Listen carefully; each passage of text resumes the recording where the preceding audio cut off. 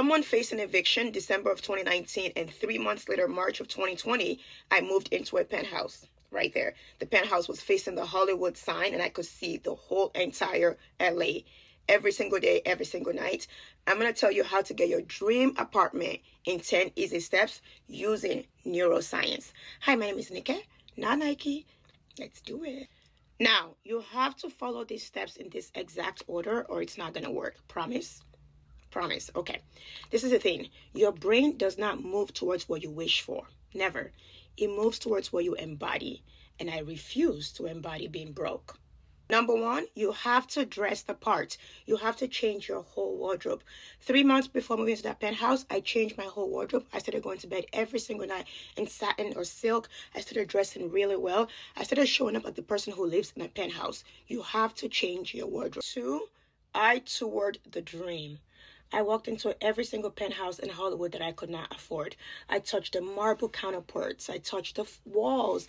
I touched it all. I asked questions boldly. I even asked for sparkling water every time I walk into every single penthouse. You know why? Because your brain cannot tell the difference between memory and imagination or what you're actually experiencing. So I gave it memories of wealth before I actually moved in. I became obsessed, and I mean obsessed with my vision and not the worry.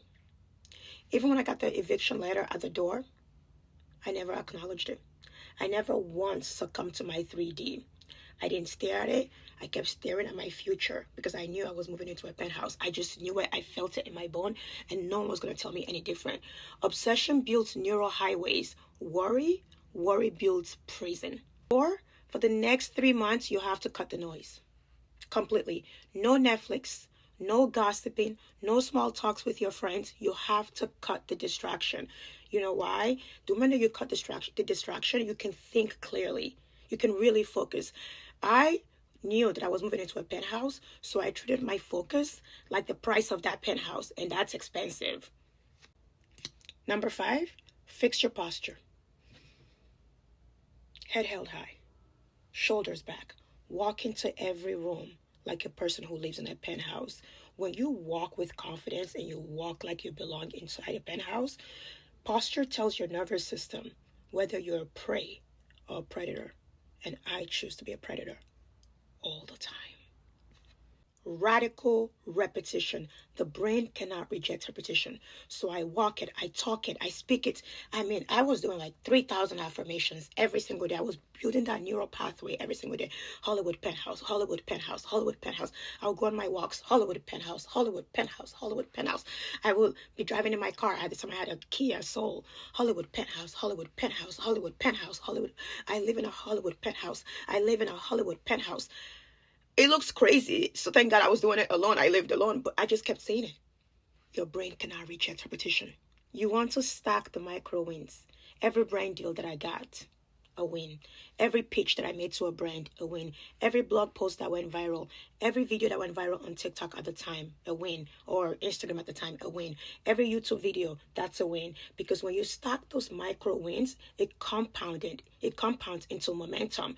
And momentum will crack the door wide open. And I did that long enough. In March of that year of 2020, I signed the biggest contract of my entire life. I'm still living on that contract till. Next, you want to use your failure as fuel. Every no was a step closer. That eviction letter was a fuel. I was like, you have to get to a point where you say, you know what?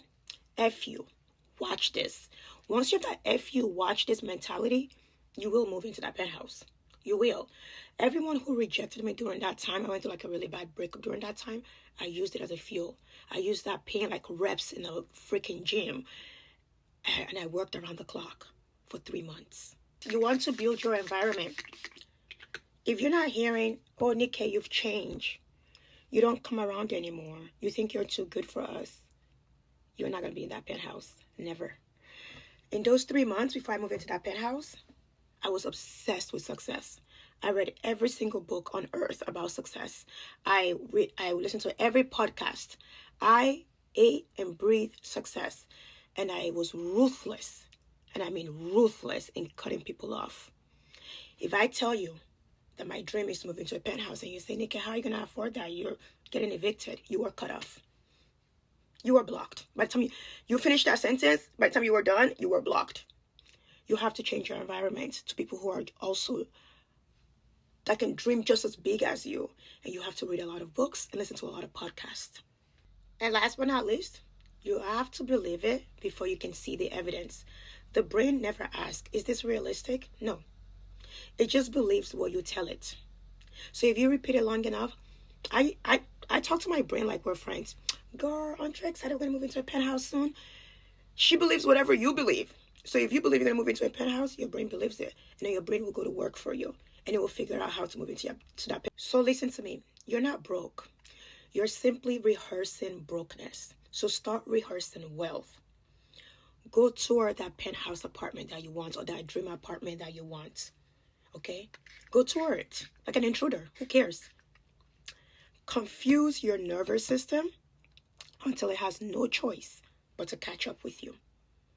I believe in you, and I pray you always believe in yourself. Stay fabulous.